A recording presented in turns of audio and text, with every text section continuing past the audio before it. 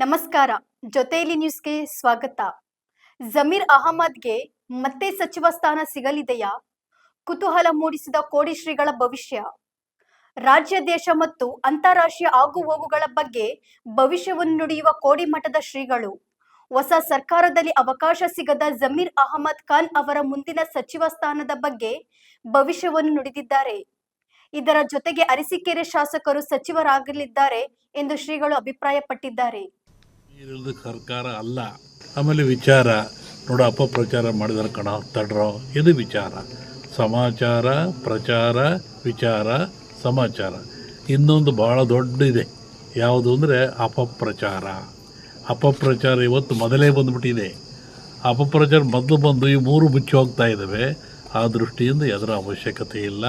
ನಮ್ಮ ಜಮೀರ್ ಸಾಹೇಬರು ಮತ್ತೊಮ್ಮೆ ಕರ್ನಾಟಕ ರಾಜ್ಯದ ಮಂತ್ರಿಮಂಡಲದಲ್ಲಿ ಸೇರ್ತಾರೆ.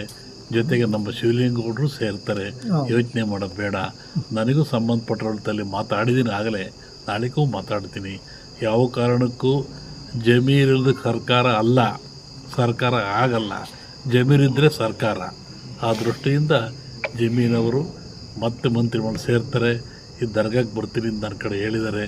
ಮೊನ್ನೆ ಸ್ಪೀಕರ್ ಬಂದರು, ನಿಮಗೆ ಅವರು ಬರ್ತೀವಿ ಅಂತ ಅವರು ಹೇಳಿದ್ದಾರೆ.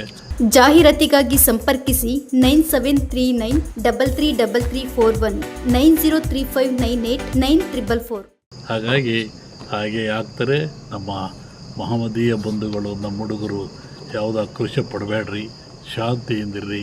ಅದ್ರ ಬಗ್ಗೆ ನಾನು ಪ್ರಯತ್ನ ಮಾಡಿದ್ದೀನಿ, ನಾಡೂ ಪ್ರಯತ್ನ ಮಾಡ್ತೀನಿ. ಅವರು ಮಂತ್ರಿ ಆದ್ಕೊಳ್ಳಿ ಇಲ್ಲ ಕರ್ಕೊಂಬರೋಣಂತೆ. ಶಿವಲಿಂಗೌಡರು ಇಬ್ಬರಿಗೂ ನಮ್ಮ ಮಸೀದಿ ಒಳಗೆ ನಮ್ಮ ಮಠದಲ್ಲಿ ಸನ್ಮಾನ ಮಾಡೋಣ. ಜಮೀನಿನ ಸರ್ಕಾರ ಅಲ್ಲ, ಜಮೀನಿದ್ರೆ ಸರ್ಕಾರ.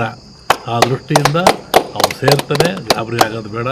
ಅದಕ್ಕೆ ಭಗವಂತನ ಕೃಪೆ ಇದೆ, ಅವನು ಮಾಡಿರ್ತಕ್ಕಂಥ ಸೇವೆ ಇದೆ, ಕೆಲಸ ಇದೆ. ಜಾತ್ಯತೀತವಾಗಿ ಆತ ದುಡಿದಿದ್ದಾರೆ. ಅವರಿಗೆ ನಾವೆಲ್ಲ ಬೆಂಬಲ ಕೊಡೋಣ. ಅವರಿಗೆ ರಾಜ್ಯದ ಮಂತ್ರಿ ನೋಡೋದನ್ನ ಕಣ್ಣಾರೆ ನೋಡಿ ಸಂತೋಷ ಪಡೋಣ ಅಂತೇಳಿ ನಿಮ್ಮೆಲ್ಲರಿಗೂ ಶಾಂತಿಯಿಂದಿರಿ. ಯಾವುದಕ್ಕೂ ಹೆಚ್ಚಿನ ಆಕ್ರೋಶ ಪಡಬೇಡ್ರಿ. ಅವರು ಮಂತ್ರಿ ಆಗ್ತಾರೆ ಅನ್ನೋ ಮಾತನ್ನು ನಿಮಗೆ ಹೇಳಿ ಒಳ್ಳೆ ಶುಭವನ್ನು ಹಾರೈಸ್ತಾ ಇದ್ದೀನಿ. ಸಾಹೇಬ್, ಇನ್ನಷ್ಟು ಉಪಯುಕ್ತ ಮಾಹಿತಿಗಾಗಿ ನಮ್ಮ ಜೊತೆಯಲ್ಲಿ ನ್ಯೂಸ್ ಯೂಟ್ಯೂಬ್ ಚಾನೆಲ್ ಅನ್ನು ಸಬ್ಸ್ಕ್ರೈಬ್ ಮಾಡಿ, ಬೆಲ್ ಐಕಾನ್ ಅನ್ನು ಕ್ಲಿಕ್ ಮಾಡಿ. ನಿಮ್ಮ ಅನಿಸಿಕೆಗಳನ್ನು ಕಮೆಂಟ್ ಮೂಲಕ ತಿಳಿಸಿ.